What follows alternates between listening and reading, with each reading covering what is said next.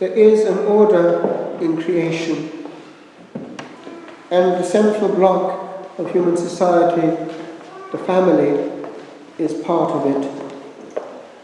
It is crumbling, and it is a great victory for the devil. The cardinal, who was keen on protecting the family, wrote to Sister Lucia in her convent not long before she died, asking for prayer for what regarded the family, the church at the time. And she unexpectedly wrote back a complete letter and gave this message, knowing obviously this from Our Blessed Lady. The last attack would be on the family. And that is what we see.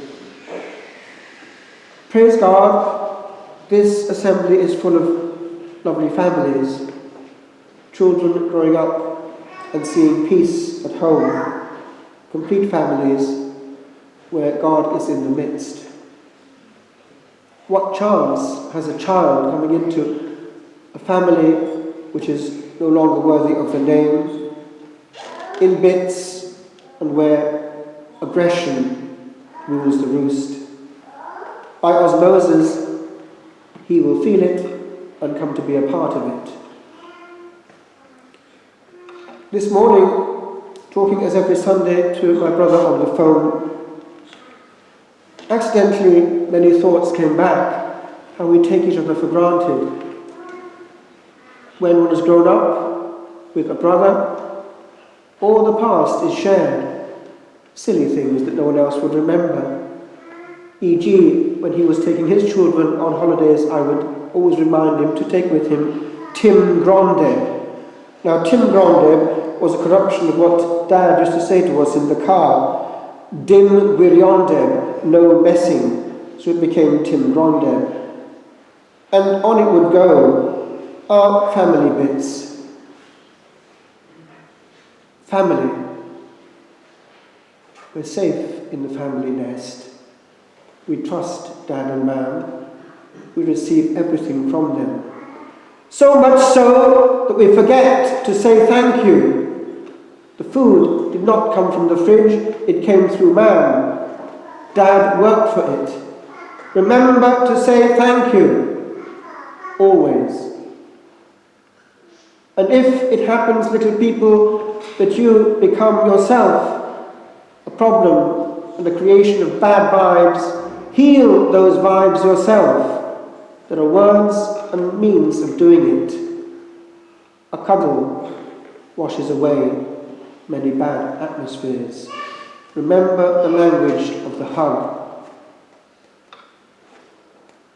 I remember one time hearing from my brother and sister-in-law how my nephew, who was actually quite good at cooking, had done something wrong, and I think he'd scratched the car or something. Discreetly, without any fuss or bother, he went into the kitchen and himself cooked a cake and put on it, sorry. Kaken, sorry. It was acquired healing. In a community also, something of that exists. Do you think it's easy to make a vow of stability in one monastery, to be lived in one set of brethren until death, as it were enclosed in one aquarium, bumping into the same fish 24/7, and not get on one another's nerves? Of course it happens, but there are ways and means of making it unhappen. And praise God, it's actually easier, I hear, in a male community than a female community, because although in male communities tempers can get high, they actually very easily get off the boil afterwards and forgive and forget and move on. A woman sometimes takes more time, it goes inward. But I remember how actually in community life it was precisely the little things that brought things down. Little events and memories therefore shared in the community that one grows up with and dies in eventually that heal the atmosphere without any fuss or bother.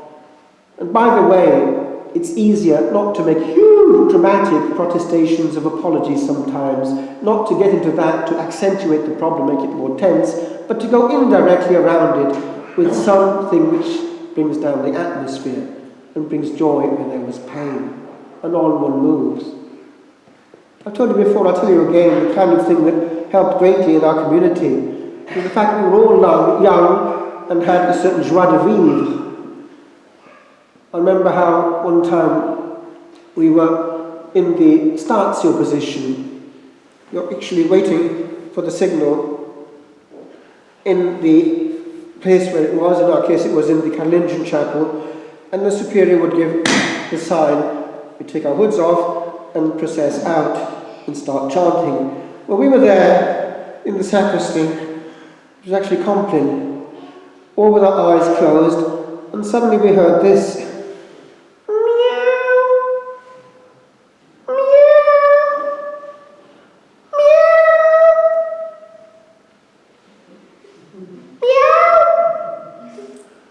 So the grand chanters were somewhat holily cheesed off about this competition. So after the nth meow, we saw this. And off they went with muscles up into the matroneo upstairs, which overlooks the church. And we then heard this.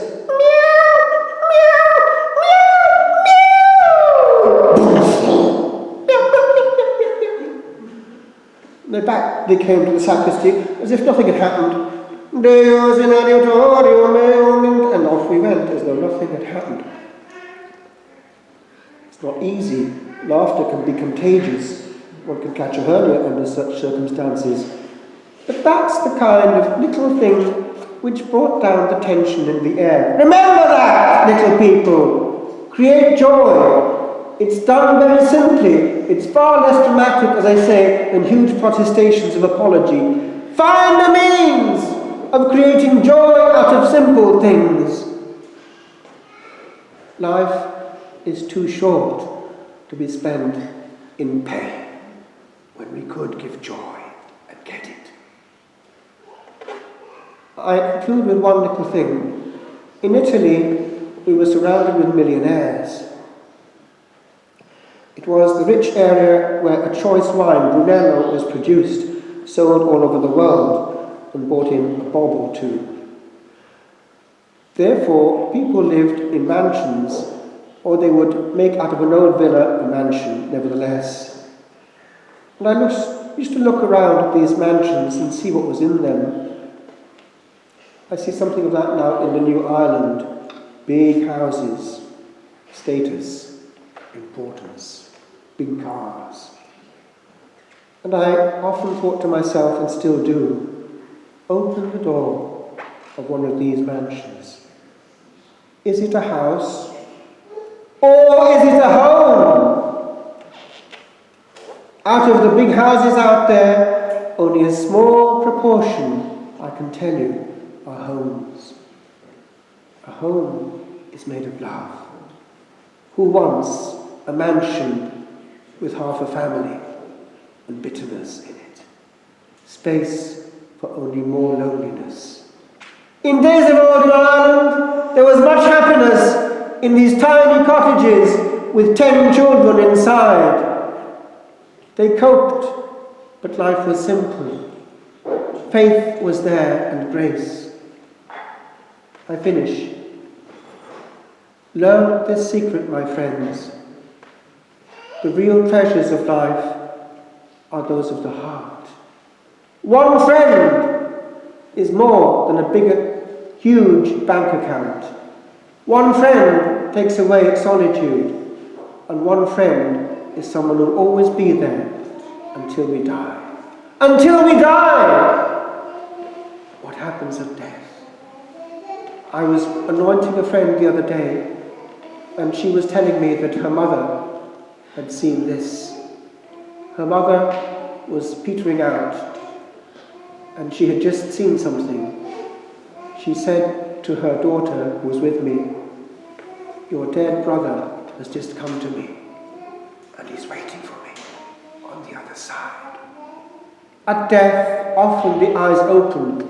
They see sometimes a bit of the family, or who knows, Jesus or Mary. The frontier is very thin. That's where we see the family brought together, and Christian death is by no means a tragedy. Homeward bound, and there we will see the eyes that brought us into being and loved us and kept us safe against the turmoil of the dark and cold and empty world that we have made.